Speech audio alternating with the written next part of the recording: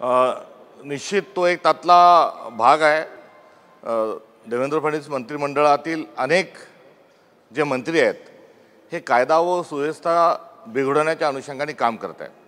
कोणी थेट स्वरूपामध्ये ज्या टोळ्या आहेत त्यांना ताकद पुरवत आहेत आणि पर्यायाने त्यातून आकासारखे शब्द निर्माण होत आहेत, तर दुसरीकडे सामाजिक तेढ निर्माण करणारे वक्तव्य देखील मंत्रिमंडळातील काही सदस्य ही करत आहेत आणि त्याची परिणती म्हणून नागपूरची दंगल झाली आहे असं म्हटल्यास अतिशयोक्ती होणार नाही। कुठे कोकण पेटवायला निघाले होते, मात्र नागपूरच पेटलं। दुसऱ्याचं घर आपण जर जाळायला निघालो तर स्वतःचं घर वाचत नाही। हा धडा या निमित्तानं देवेंद्र फडणवीसजींनी घ्यावा ही माझी त्यांच्याकडून अपेक्षा वजा विनंती आहे।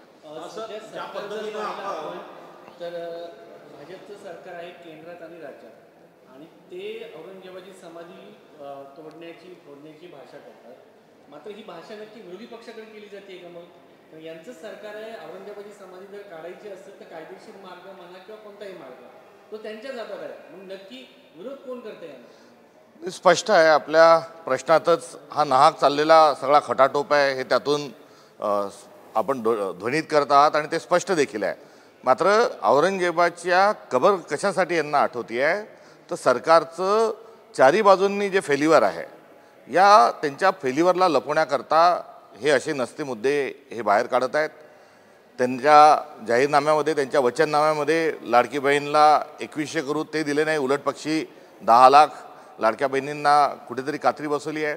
दुसरीकडे शेतकरी जे आहेत ते आत्महत्या करत आहेत, बेरोजगारीचा प्रश्न वाढत चाललेला आहे, शेतमालाला भाव नाही, शेतकऱ्यांना कर्जमाफी देऊ सांगितलं मात्र ती द्यायला तयार नाही आणि कायदा सुव्यवस्थेची लक्तरं आता वेशीवर टांगल्या गेलेली आहेत आणि अशा या सरकारला स्वतःचं अपयश आणि दुसऱ्या बाजूला दिवाळखोरी लपवण्याच्या अनुषंगानं हा सर्व घाट घातला जातोय हे अगदी स्पष्ट आहे ना। आपण ज्या पद्धतीनं औरंगजेबाची तुलना देवेंद्र फडणवीसांसोबत केली आहे त्यानंतर आपल्यावर टीकेची झोड उडवली। त्यांनी म्हटलं की खास करून उपमुख्यमंत्री एकनाथ शिंदे यांनी सभागृहामध्ये हा मुद्दा उपस्थित केला, ते आक्रमक झालेत आपल्याला बघायला मिळालं। आज बऱ्याच दिवसानंतर एकनाथ शिंदे साहेब जे आहेत हे त्यांच्या मूळ तेवरमध्ये सभागृहात कुठेतरी हे दृष्टीपथास पडले। काल अजितदादा असतील, आज एकनाथरावजी शिंदे साहेब असतील, या दोन्ही उपमुख्यमंत्र्यांनी काल मला मी जे बोललो नाही त्याबद्दल आणि मी जो बोललो त्या संदर्भात दोन्हीची सरमिसळ करून त्या ठिकाणी जे मला बद्दल जे काही बोलले त्याबद्दल निश्चित स्वरूपामध्ये मला खुलासा त्या संदर्भात केला पाहिजे। मूळतः मी देवेंद्र फडणवीसांची व्यक्ती म्हणून तुलना ही औरंगजेबाशी केलेली नाही। मी औरंगजेबाचा कारभार आणि देवेंद्र फडणवीस सरकारचा कारभार याची तुलना केलेली आहे आणि स्पष्ट आहे की दोघांचाही कारभार हा एकसारखा आहे। औरंगजेबाच्या कारभारामध्ये काय होतं तर औरंगजेबाने सत्तेसाठी स्वतःच्या सख्या भावाला मारलं, दुसऱ्या भावाला वेडं ठरवलं, त्याला देखील त्याच्यावर विषप्रयोग केला, त्यालाही मारलं, वडिलांना त्यांनी जेलमध्ये ठेवलं, जो भाऊ होता दाराशिका त्याची धिंड काढली, त्याचा शिरच्छेद केला, त्याचं धड हुमायूंच्या मकबरा परिसरामध्ये दिल्लीत गाडलं, तर मुंडकं जे आहे ते ताजमहलला आग्र्याला गाडलं, पुढे चालून संभाजी महाराजांचाही त्याच पद्धतीने खून जो आहे, हत्या जी आहे ही औरंगजेबाने केली आणि हे करत असताना फितुरी असेल आणि तोडाफोडी असेल ह्या सर्व गोष्टी औरंगजेबाने केल्यामुळे आपण औरंगजेबाच्या शासनाला आणि औरंगजेबाच्या कारकिर्दीला आपण क्रूर म्हणतो आणि तो निश्चित क्रूर होताच, यामध्ये कुठलेही दुमत नाही। देवेंद्र फडणवीस साहेब काय करतात आहे तर देवेंद्र फडणवीस साहेबांच्याही कारकिर्दीमध्ये टोळ्या ज्या आहेत त्या सक्रिय झालेल्या आहेत। कुठे कोयता गँग, कुठे रेती गँग, तर कुठे आका, कुठे खोक्या, असे लोक जन्माला यायला लागले। संतोष देशमुखची हत्या जी आहे ती किती क्रूर पद्धतीने झाली हेही आपण बघितलं आणि संतोष देशमुखची हत्या हे कायदा सुव्यवस्थेचं फेल्युअर नव्हे तर त्या ठिकाणी कायदा काम करत नसल्यामुळे संतोष देशमुखची हत्या झाली होती हेही स्पष्ट आहे। जशी फितोरीकडून फोडाफोडी करून संभाजी महाराजांना ज्या पद्धतीने पकडल्या गेलं होतं तशाच फितुऱ्या ज्या आहेत आणि फोडतोड जी आहेत ती देवेंद्र फडणवीस साहेबही तशाच पद्धतीचे करत आहे। एका शिवसेनेच्या 2 शिवसेना केल्या, ही जी नीती आहे ही कुठेतरी ही फोडाफोडी असेल, फितुरी असेल, बंडखोरी असेल, स्वतःचा पक्ष त्याग करायचा असेल, हे त्यातलंच एक लक्षण आहे। शिवसेना एकाच्या 2 केल्या आहेत तेही त्याचंच लक्षण आहे। त्यामुळे सगळ्याची गोळाबेरीज जेव्हा होते तेव्हा आपल्याला स्पष्ट लक्षात येतं की देवेंद्र फडणवीस यांची कारकीर्द ही क्रूर आहे आणि त्याच पद्धतीनं राजकीय जे डावपेच खेळल्या जातात आहे ती त्याच पद्धतीची खेळल्या जातात आहे आणि करिताची तुलना ही मी केली होती. यात कुठल्याही प्रकारचा अपशब्द तुमच्या विधानावरती ठाम आहात. मी कुठल्याही प्रकारचं शिवीगाळ केलेली नाही, कुठल्याही प्रकारचा अपशब्द जो आहे तोही मी वापरला नाही. मी सभ्यतेने आणि जो ढाचा आहे समाज जीवनामध्ये जसं वागलं पाहिजे बोललं पाहिजे त्याच अनुषंगाने मी त्या ठिकाणी ते बोललो होतो. त्यामुळे या माझ्या वक्तव्यामध्ये कुठल्याही प्रकारचं गैर नसल्यामुळे तो वापस घेण्याचा प्रश्नच येत नाही. मी शेंगाच खाल्ल्याने तर टरफलं का उचलू हे लोकमान्य बाळ गंगाधर टिळक जे काँग्रेसचे अध्यक्ष होते त्यांची जी शिकवण आहे ती शिकवण ही जरूर मला पाळली पाहिजे आणि माझ्याकडून चूक त्या संदर्भात झाली असली तर विषय निराळा असता. मात्र मी तुलना जी केली आहे ती राज्यकारभाराच्या अनुषंगाने केली आहे. मात्र आज एकनाथ शिंदे साहेबांनी काय केलं तर एकनाथ शिंदे साहेबांनी बोट दाखवून की यांना औरंगजेब म्हटलं. अहो मी कारकिर्दीला म्हटलं आणि कुठेतरी मी तो औरंगजेब असा केलेला उल्लेख हा त्यांनाच कुठेतरी खूप भावला होता.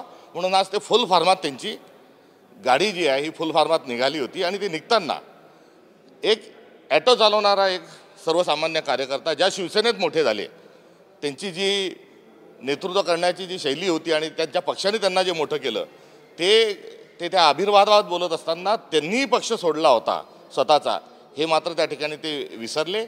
आणि त्यांच्या बोलत असताना जो पक्ष फोडण्याच्या अनुषंगानं जे कृत्य जे मागच्या काळामध्ये सगळ्या महाराष्ट्राला उभ्या महाराष्ट्राला जे बघावं लागलं होतं हा त्याच कारभारातला औरंगजेबाच्याच कारभारातला एक भाग होता का की काय असाही प्रश्न या निमित्ताने उपस्थित होतो. आणि सर्वात गंभीर बाब जी होती ते बोलत असताना त्यांनी सांगितलं की हर्षवर्धन सपकाळचे डोळे काढले का, त्यांची जीभ छाटली का, त्यांची चामडी ओढून काढली का असं ते विचारत होते. म्हणजे त्यांना कुठे ना कुठेतरी मला धोस द्यायची होती का, कुठेतरी ती धमकी होती का हा एक प्रश्न या निमित्तानं निर्माण होतो. कारण त्यांचा जो आशय होता हा थेट धमकी स्वरूपाचा जरी नसला तरी हा इशारा होता का अशी एक शंका देखील त्यांच्या आजच्या आविर्भावाच्या अनुषंगानं ही लक्षात येत होती. आणि मला त्यांनी माफी मागायला जी सांगितली त्यांनी माझं पूर्ण एक वक्तव्य आणि माझी जी भूमिका आहे ती समजून घ्यावी. मी त्याच्यात लोकशाही मार्गाने चर्चा करायला तयार आहे. हा झाला एक उपमुख्यमंत्री एकनाथ शिंदे साहेबांचा विषय. काल अजितदादा पवारांनी देखील एका या संदर्भामध्ये त्या ठिकाणी शासन म्हणून भूमिका मांडताना मला सांगितलं होतं की तुमची माझ्या उंचीवर त्यांनी त्या ठिकाणी टिप्पणी केली होती. तर मी त्यांनाही नम्रपणे सांगू इच्छिते हो माझी उंची कमी आहे कारण मला उभं राहण्याकरता काही 70,000 कोटी 95,000 कोटी अशा काही मोठ्या मोठ्या रकमा ह्या माझ्याजवळ नसल्यामुळे आणि त्या रकमांवर मी उभा नसल्यामुळे माझी उंची ही कमी आहे. दुसरं माझे वडील आमदार नव्हते, माझ्या घरात कुणी माझे आजोबा राजकारणात नव्हते, त्यामुळे मला राजकीय वारसा नसल्यामुळे मी सर्वसामान्य परिवारातला असल्यामुळे आणि राजकीय वारसा नसल्यामुळे आणि कुठे चुलत्याच्या खांद्यावर बसून राजकारण मला करता न आल्यामुळे माझी उंची हो खरोखरच कमी आहे. माझ्याजवळ कोणताही साखर कारखाना नाही, माझ्याजवळ कोणतेही उद्योग नाही आणि ते उद्योग नसल्यामुळे माझी उंची निश्चित कमी असेल. त्यामुळे त्यांनी जो उंचीच्या अनुषंगाने काल मला या संदर्भामध्ये कुठे जो सूचना केली आहे त्या सूचनेचंही मी स्वागत करतो. आणि मला पक्ष न बदलता पक्ष फोडायचा तो प्रश्नच नाही, न बदलता दिलेलं काम मी माझ्या वैचारिक लढाईच्या अनुषंगानं हे लढत राहणार आहे. हे या निमित्तानं मला या दोन्ही उपमुख्यमंत्र्यांच्या माझ्यावर केलेल्या टीकेच्या अनुषंगानं मला हेच सांगायचं आहे की मी चुकीचं बोललेलो नाही. आपण सगळ्यांना भाजपतील अनेक नेते आणि मित्रपक्षांचे त्यांचे नेते हेच खुश झालेले आहेत आणि या वक्तव्याचा धचा मा करून ते थेट देवेंद्र फडणवीस साहेबांनाच ते औरंगजेब म्हणत आहे. अहो मी काय सांगतोय, मी सांगतोय की कारभार त्यांचा तसाच आहे, तो कारभार दुरुस्त करा ना. काल जी दंगल झाली ही दंगल का झाली, स्वतः मुख्यमंत्र्यांच्याच गावात जर दंगल होती आहे ते स्वतः गृहमंत्री, तर हे कायदा सुव्यवस्थेचा फेल्युअर आहे. आणि आपल्या माध्यमातून जे गँग ऑफ ट्रिपल इंजिन हा जो वावर सरकारचा आहे हा दुरुस्त करा. आणि हे दुरुस्त न करता ते विनाकारण जो अभय उठवत आहे, धचा मा करत आहेत, ही बाब संपूर्णतः ही चुकीची आहे. आणि त्यांनी जो सभ्य आणि सुसंस्कृतपणा महाराष्ट्राच्या राजकारणाचा आहे त्या अनुषंगानं जरूर त्यांनी काही माझं चुकत असेल तर त्या सूचना केल्या पाहिजे. त्यांच्या सूचनांचं स्वागत आहे आणि हा खेळीमेळीच्या वातावरणात राजकारण पुढे गेलं पाहिजे. मात्र धमक्या, एकमेकांच्या संदर्भामध्ये शेलक्या भाषेचा वापर करणे, कुठे फोनवर मला अनेकही फोन येतात आहे, मला क्यू येते त्या लोकांची, कुठे ट्रोल होतोय, कुठे फोन येतात आहे. आणि एवढं भाजप या अनुषंगाने जे माझ्यावर तुटून पडलेलं आहे, हे खरं तर माझी केलेली जी तुलना आहे ती किती योग्य होती ह्या दर्शवणाऱ्या या सगळ्या घटना आहेत. तुम्ही आता असं म्हटलं की औरंगजेब घेतलं जात आहे देवेंद्र फडणवीस यांना, त्यांना अडचणीत आणण्याचा प्रयत्न त्यांचेच मित्र पक्ष, त्यांचे सहकारी करतात का? कारण नितीश राणे त्यांचे सहकारी आहेत आणि या सगळ्या प्रकरणामध्ये गृह खातं बदनाम होतंय. देवेंद्र फडणवीसांना अडचणीत आणून कुठेतरी त्यांच्या मुख्यमंत्री पदावरती प्रश्नचिन्ह सातत्याने उभं करण्याचा प्रयत्न त्यांचेच मित्र पक्ष आणि सहकारी करतात का? कारण हे प्रकरण मोठं करण्याचा प्रयत्न त्यांनी केला. निश्चित मी हा जो रत्नागिरीमध्ये मी जी तुलना राज्य कारभाराची केली त्याचा फार मोठा संदर्भ आहे. आणि या संदर्भाच्या अनुषंगानं मी याआधी बीडच्या सद्भावना पदयात्रेच्या अनुषंगानं समारोपाला गेलो, त्या ठिकाणी हा संदर्भ घेऊन मी त्या ठिकाणी बोललो होतो. मात्र या विषयाच्या संदर्भामध्ये त्यांचे मित्रपक्ष आणि भाजपचेच नेते हे त्यांना औरंगजेब म्हणण्यामध्ये का तुललेले आहेत हे मला काही समजत नाही. आणि औरंगजेबाचं उदात्तीकरण केलं जातं आहे असं ते म्हटलं तर औरंगजेब क्रूर होता हेच माझं म्हणणं होतं आणि तेच मी म्हटलं त्यात औरंगजेबाचं उदात्तीकरणाचा काही विषय नाही. मात्र त्यांची बोखलाट ही का निर्माण झालेली आहे हे याच्यामागे काहीतरी त्यांच्या अंतर्गत राजकारण त्यामध्ये दडलं आहे का ही शक्यता या निमित्तानं जरूर उपस्थित होते.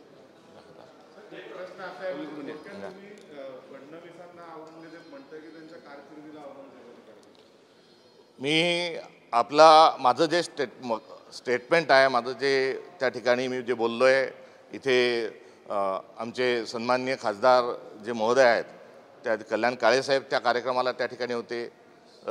त्या कार्यक्रमामध्ये त्यांचं देखील त्या ठिकाणी भाषण झालं. आमचे लातूरचे खासदार महोदय, नांदेडचे खासदार महोदय हे त्या ठिकाणी होते. मी जे बोललो आहे तो राज्य कारभाराच्या अनुषंगाने बोललो आहे आणि औरंगजेब जितका क्रूर पद्धतीने जो राज्य कारभार चालवत होता देवेंद्र फडणवीसांच्या माध्यमातून त्यांचाही कारभार हा तसाच, त्यांच्या सरकारचा कारभार हा तसाच चालला आहे हे वक्तव्य मी केलं होतं. आणि या वक्तव्यावर मी ठाम आहे. जसा औरंगजेबाने जजिया कर लावला होता तसाच कर हा आता महाराष्ट्राच्या सरकारमध्ये हे देवेंद्र फडणवीस देखील लावत आहे. शाळेमध्ये लेखणीवर त्यांनी टॅक्स लावला आहे, वह्या पुस्तकांवर त्यांनी टॅक्स लावला आहे, स्मशानभूमीतल्या लाकडांवरही टॅक्स लावण्या इतपत हा जजिया कर जो आहे हा देवेंद्र फडणवीस सरकारच्या माध्यमातून लावला गेला आहे. त्यामुळे एकंदरीत जी सगळं कार्यप्रणाली आहे ही त्याच संदर्भातली आहे. ही आमची राजकीय त्यांच्या संदर्भातली टीका आहे. आणि देवेंद्र फडणवीसांवर आम्ही जेव्हा टीका करतो आणि त्याच्यामध्ये शब्दाचा कुठेही तोल हा गेलेला नाही. मी देवेंद्र फडणवीस साहेब हे औरंगजेब आहेत असं मी म्हटलेलो नाही. त्यांनी तशीच वेशभूषा करावी, तशीच दाढी लावावी आणि ते आहे तर त्यांचं असं आहे असं कोणतंही विधान मी करणार नाही आणि केलेलं नाही. त्यामुळे मी व्यक्तिगत कोणतीही टीका ही त्यांच्यावर केलेली नाही. राज्य कारभारावर टीका करणं हा आमचा अधिकार आहे आणि करत असणारी टीका ही काही अतिशयोक्तीपूर्ण स्वरूपाची नाही ज्या महाराष्ट्रात घटना घडतात आहे.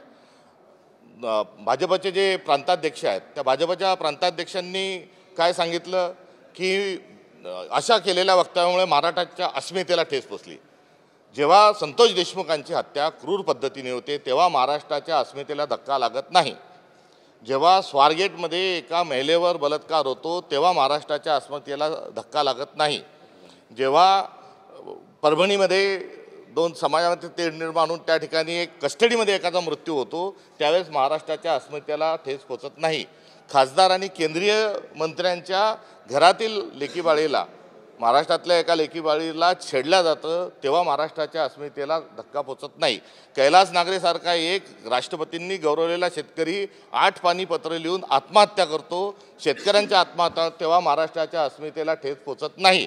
मात्र देवेंद्र फडणवीस यांच्या संदर्भात जर काही बोललं तर लगेच महाराष्ट्राच्या अस्मितेला ठेच पोचते.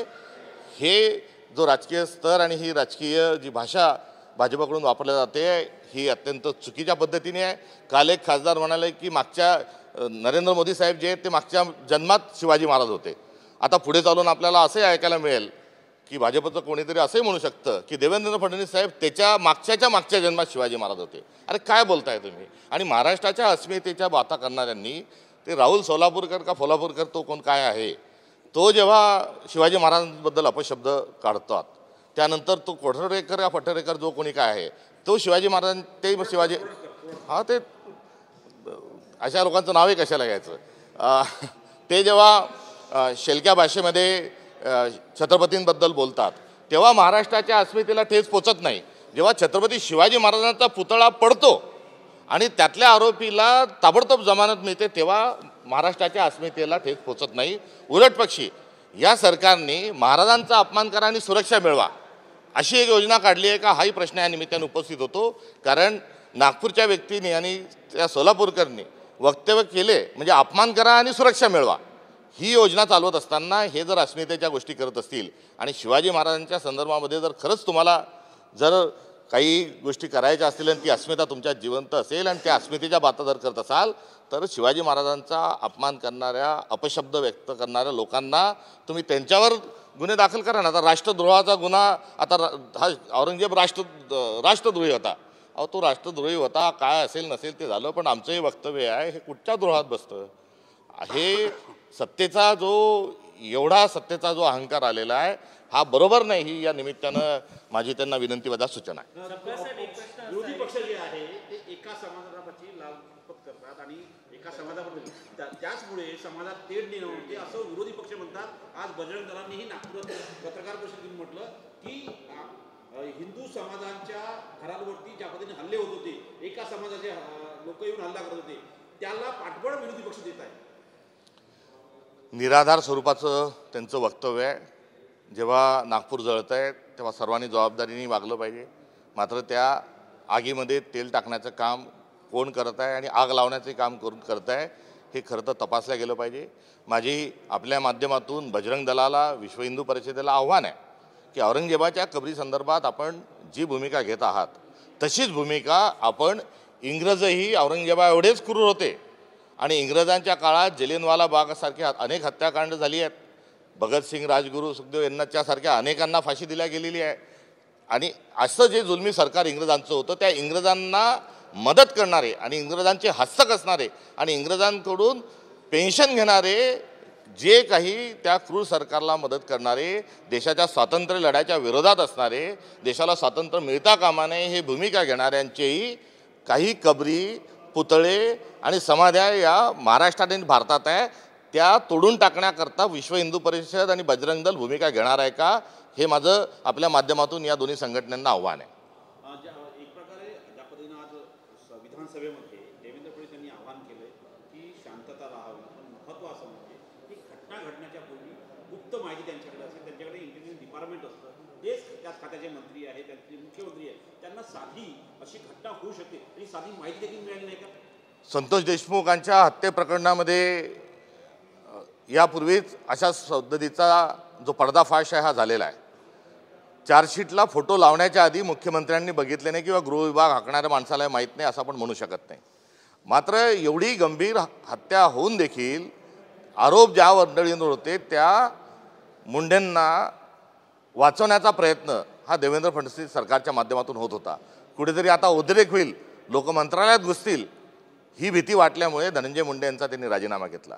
त्यामुळे घटनेचा चार्जशीट दाखल होईपर्यंत आणि चार्जशीट जेव्हा दाखल झाली तोपर्यंत मंत्र्याचा त्याआधीच राजीनामा घ्यायला पाहिजे होता. म्हणजे तेव्हाही माहिती जी होती ती माहिती असूनही त्यांनी त्या ठिकाणी त्या माहितीकडे जाणून बुजून दुर्लक्ष केलं. आणि तसंच नागपूरच्या संदर्भात तर असे आरोप ही होत आहेत आणि सर्वच लोक सांगतात आहे, भाजपची मंडळी सांगतात आहे की बाहेरून आलेल्या लोकांमुळे ही दंगा झाला. त्यामुळे त्यांचा खुफिया डिपार्टमेंट हा झोपला होता का. देवेंद्र फडणवीसांना मुख्यमंत्रीपद आणि पक्षाची फोडाफोडी इतर पक्षातले लोक आपल्या पक्षाकडे कसे येईल किंवा दिल्लीमध्ये लॉबिंग करण्याच्या एकंदरीत त्यांची जी व्यस्तता आहे त्यामध्ये गृहविभाग चालवण्याकरता त्यांना वेळ नाही का, हा एक प्रश्न त्या निमित्ताने निर्माण होतो. आणि जे आम्ही सातत्याने मागणी करत आहोत की जेव्हा खासदार महोदयांनी पोलीस स्टेशनमध्ये जाऊन धरणे आंदोलन केलं की आरोपीला पकडून आणला, त्याच दिवशी आमची मागणी होती की पूर्ण वेळ महाराष्ट्राला गृहमंत्री हवा.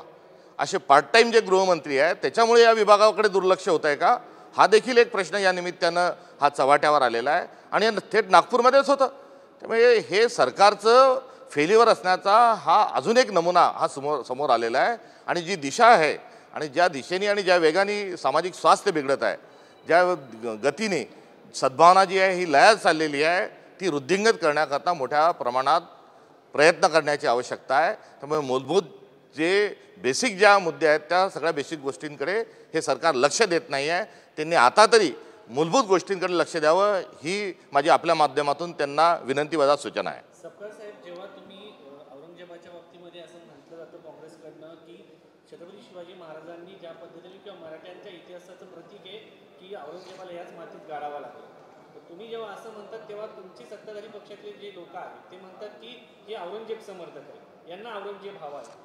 औरंगजेब क्रूर होता हे आम्ही स्पष्टपैकी सांगतोय आणि तो होता म्हणण्यासाठी आमची कशाला आवश्यकता आहे. ज्यांनी जो सत्तेसाठी काही करू शकतो, जसं आता सत्तेसाठी कोणी काही करतंय तसं औरंगजेबाने सत्तेसाठी काय नंगानाच घातला हे आपण बघितलेलं आहे. भावाची दिंड काढणे, भावाचं मुंडकं कापणे, ते थेट संभाजी महाराजांपर्यंत. त्यामुळे औरंगजेबाचं उदात्तीकरण करणारी जी काही गँग आहे ही भाजप स्पॉन्सर आहे का याचा देखील शोध हा घेण्याची आवश्यकता आहे. आणि जी शंका आहे ती निर्माण होण्याचं कारण पण ऐतिहासिक दृष्टिकोनातून अत्यंत महत्त्वाचं आहे. छत्रपती शिवाजी महाराजांच्या मृत्यूनंतर 198 वर्ष छत्रपती शिवाजी महाराजांची समाधी ही लपवून ठेवण्याचं कारस्थान आपल्या इतिहासामध्ये झालेलं आहे. 198 वर्षानंतर म्हणजे 200 वर्षानंतर महात्मा ज्योतिबा फुले हे दऱ्या डोंगरातून मातीतून रायगडावर चढण्याची कुठलीही व्यवस्था नसताना त्या ठिकाणी मोठ्या अडचणीतून गेले आणि हाताने गवत साफ करून झुडपं बाजूला करून त्यांनी त्या ठिकाणी शिवाजी महाराजांची समाधी जी आहे हिचा पुन्हा एकदा शोध लावला. त्यानिमित्तानं हा प्रश्न निर्माण होतो की शिवाजी महाराजांची समाधी ही लपून ठेवण्याचं जे कारस्थान तात्कालीन परिस्थितीमध्ये झालं त्याचा अर्थ काय होता की शिवाजी महाराज येणाऱ्या पिढीला कळू नये यासाठी 200 वर्ष, चक्क 200 वर्ष शिवाजी महाराजांसारख्या महाराष्ट्राच्या अस्मिता आणि महाराष्ट्राची आणबाण शान असणाऱ्या आमच्या जाणता राजाला, आमच्या हिंदवी स्वराज्याच्या आपल्या संस्थापकाच्या समाधीला लपून ठेवण्याचं कारस्थान दुर्दैवानं महाराष्ट्राच्या इतिहासात घडलेलं आहे. त्याचा संदर्भ घेऊनच ही मंडळी काम करत आहे का हा आशय देखील या निमित्तानं सगळ्यांच्या समोर आला पाहिजे. तुम्ही म्हणताय औरंगजेबाचं उदात्तीकरण करणारी गँग ही भाजपच्या पुरस्कृत आहे असं तुमचं म्हणणं आहे. याचा अर्थ तुमचा हा रोख समाजवादी पक्षाकडे किंवा अबू आझमींकडे आहे, कारण हे प्रकरण अबू आझमींनी सुरू केलं. मी जो काही जे बोललो आपल्याला की हे स्पॉन्सर्ड हा भाजप यातून राजकीय लाभ घेण्याचा प्रयत्न करत आहे का हा माझा प्रश्न आहे. हा या निमित्तानं मी उपस्थित केलेली शंका आहे. कारण हे सोयीचे फासे कसे पडल्या जातात आणि कुठेतरी कोणाला तरी चेतावणी देऊन अशा घटना घडून आणल्या जातात का अरे बाबा तू असं बोल, आम्ही मारल्याचं सोंग करतो, तू रडल्याचं सोंग कर आणि आम्ही मूलभूत महाराष्ट्राच्या ज्या समस्या आहेत त्यापासून पळ काढतो.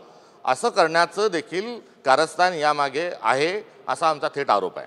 हर्षवर्धनजी, तुम्ही काँग्रेसचे प्रदेशाध्यक्ष आहात, त्यामुळे एक प्रश्न असा आहे की काँग्रेसच्या काळात सर्वाधिक दंगली झाल्या असाही आरोप हा सध्या सत्ताधारी पक्षाच्या नेत्यांकडून केला गेलेला आहे. आरोप प्रत्यारोपाच्या फायली ज्या आहेत या राजकारणात झाडल्या जातात. मोठा मॅन्डेट जो आहे तो महाराष्ट्र सरकारला मिळालेला आहे. 3ऱ्या टर्ममध्ये नरेंद्र मोदी जे आहेत ते देशाचे पंतप्रधान झालेले आहेत. यांच्या कार्यकाळामध्ये यांना आठवणीमध्ये दीर्घकाळ ठेवू यासाठी नेमकं त्यांनी कोणते प्रयत्न केले, कोणते कामं केले. आपण हंगर इंडेक्समध्ये आपण जो आहोत गंभीर दिवसेंदिवस होत चाललो आहे. आपण ह्युमन डेव्हलपमेंट इंडेक्समध्ये भारताची जी स्थिती ही अत्यंत वाईट स्वरूपाची, त्यामध्ये कुठेही प्रगती होत असताना आपल्याला दिसत नाही. हॅपीनेस इंडेक्समध्ये तिथेही आपण कुठेतरी मागे चाललो आहे. आणि के पद्धतीनं आपली इकॉनॉमिकल डेव्हलपमेंट होत आहे. म्हणजे गरीब माणूस गरीब होत चालला आहे आणि श्रीमंत माणूस श्रीमंत होत चालला आहे. अशा प्रकारची देशाची अर्थव्यवस्था आहे. त्यामुळे आपल्याला मिळालेलं मॅन्डेट आहे. महाराष्ट्रात पुरतं बोलायचं झालं तर 237 का 38 आमदार आमच्यासोबत आहे हा त्यांचा दावा आहे. विरोधी पक्षाचे आमदार यावेळेस कमी तुलनेने आले. आपल्याला मोठा बंपर मॅन्डेट मिळालेला आहे. आपण काम करा, आपण शेतकऱ्यांना शेतमालाला हमी भाव द्या, शेतकऱ्यांची कर्जमाफी करा. आपलं ट्रिपल इंजिन आहे. मोदी साहेबांजवळ आपलं खूप मोठं चालतं. मोठं एक पॅकेज महाराष्ट्रासाठी घेऊन जा. मात्र हे काही करत नाही.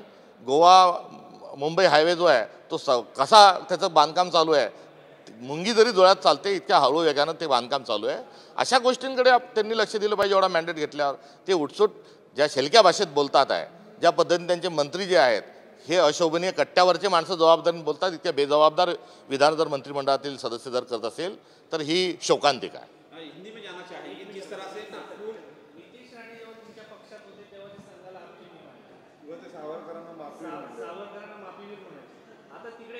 तुमच्यावर टीका करतात. अशा व्यक्तीबद्दल काय बोला, ज्या ज्या व्यक्तींच्या विधानामुळे महाराष्ट्रामध्ये दोन समाजामध्ये तणाव निर्माण होतो, त्या व्यक्तीबद्दल तुमचं मत आहे?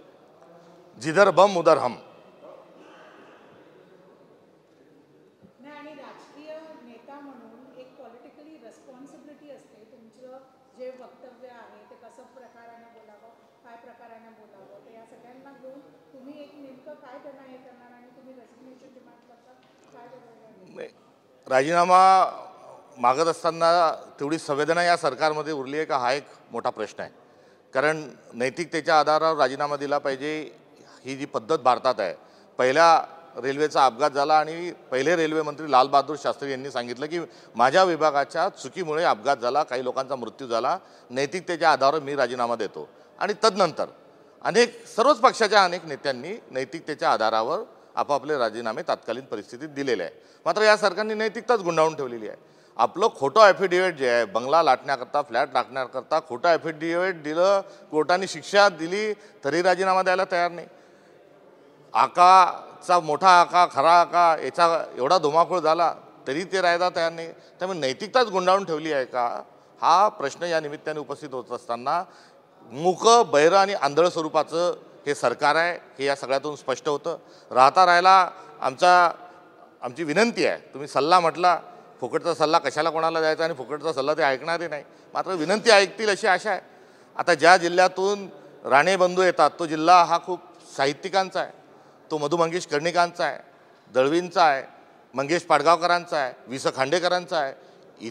त्यासोबत लोकशाहीमध्ये ज्यांनी मूलभूत स्वरूपाचं काम केलं आहे त्या नाथपैंचा तो जिल्हा आहे, मधु दंडवतेंचा जो जिल्हा आहे. भाजपचे शिवसेनेचे जर असतील तर प्रभू हे अत्यंत सभ्य एक, तेही खासदार त्याच मतदारसंघातून झालेले आहे. एकीकडे खूप चांगले साहित्यिक, दुसरीकडे संसदपटू, अशा जिल्ह्यातून आता हे येतात.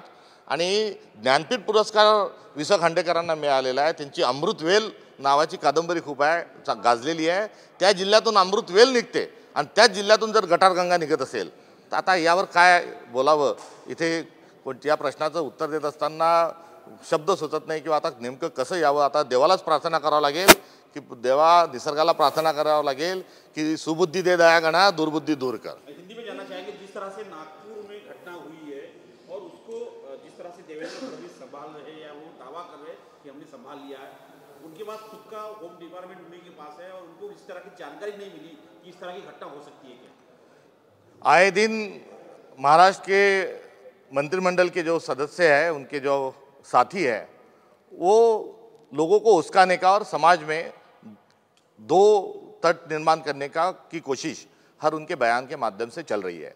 और उसका ये नतीजा है कि नागपुर में कल बदकिस्मती से दंगा हुआ. नागपुर एक ऐसा शहर है कि 300 साल पहले बसा हुआ ये शहर है और ये नागपुर में जो दंगे हैं, दंगे फसाद नहीं होते. सब जाति धर्म के लोग जो है, वहाँ क्रिश्चियन भी लोग हैं, वहाँ मुस्लिम भी है, हिंदू भी है, बहुत सारे पंथ के अलग पंथ के लोग भी है, बौद्ध भी वहाँ बड़े तादाद पे है और सब लोग मिलजुल के रहते हैं.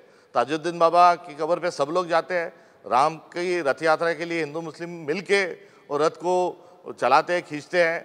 और ऐसे नागपुर में इस प्रकार से घटना जब घटती है तो उसके पीछे बड़ी साजिश होने की आशंका अपने आप में वहाँ पैदा होती है. और ये आशंका पैदा होते साथ वही के मुख्यमंत्री है और वही के होम मिनिस्टर है और उन्हीं के जिले में और उन्हीं के वो जिस गांव में रहते हैं वहीं पर जहाँ गडकरी जी का पहले घर था वहीं पर ये घटना होती है. तो ये ज़रूर ये सरकार का फेलिवर है. पिछले कुछ दिनों में नितिन गडकरी जी ने एक बयान दिया था कि जो जात धर्म की बात करेगा मैं उसको लात दूंगा, इस प्रकार से कुछ बयान उन्होंने दिया था.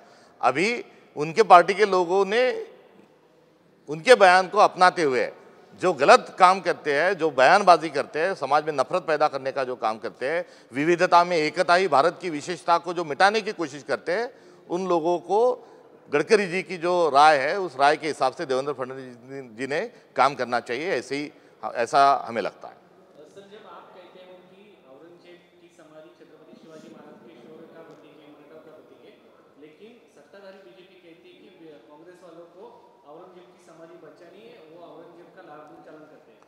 देखो, सरकार में, केंद्र सरकार में और राज्य सरकार में दोनों जगह बीजेपी जो है वह भी है.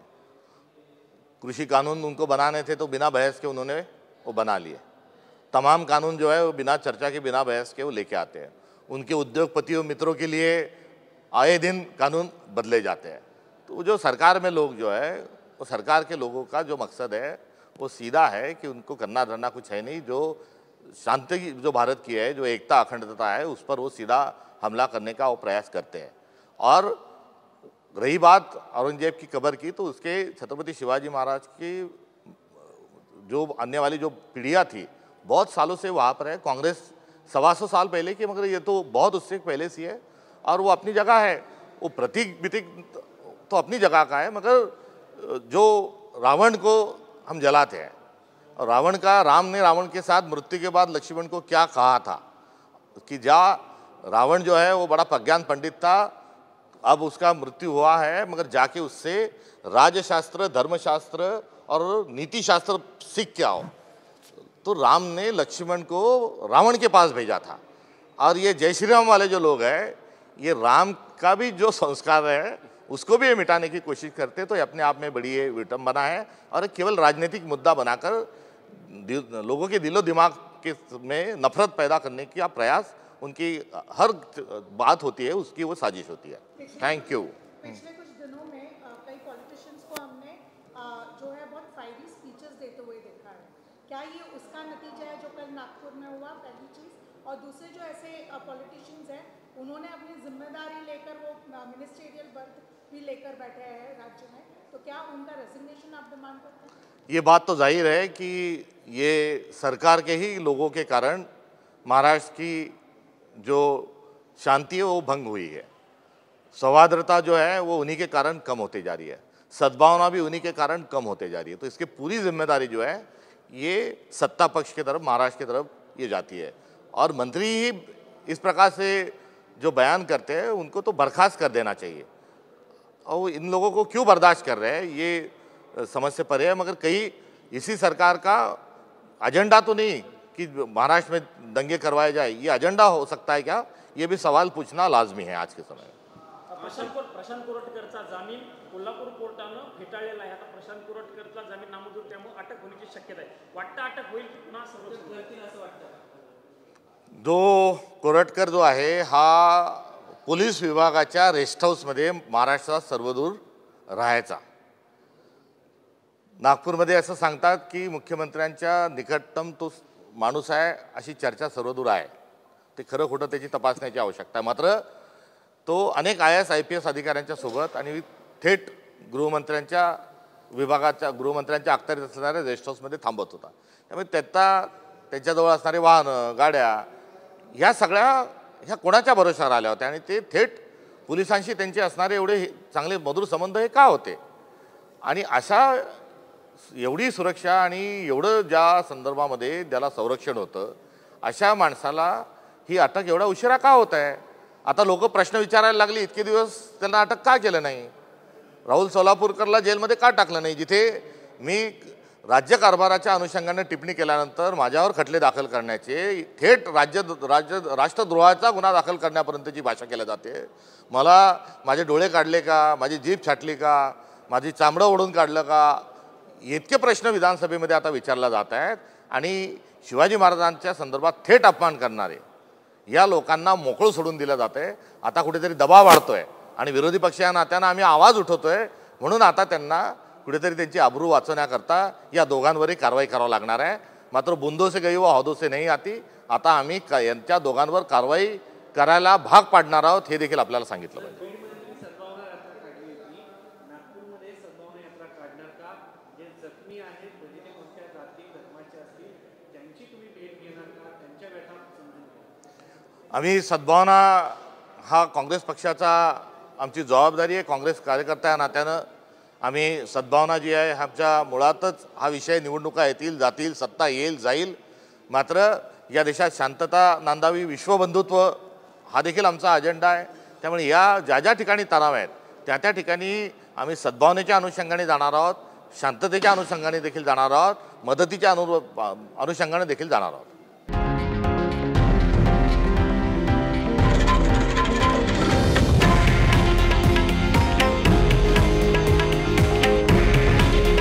हे आहे देशातील नंबर 1 न्यूज नेटवर्क आणि आपण पाहत आहात TV9 मराठी। काळजी तुमची, हित महाराष्ट्राचं।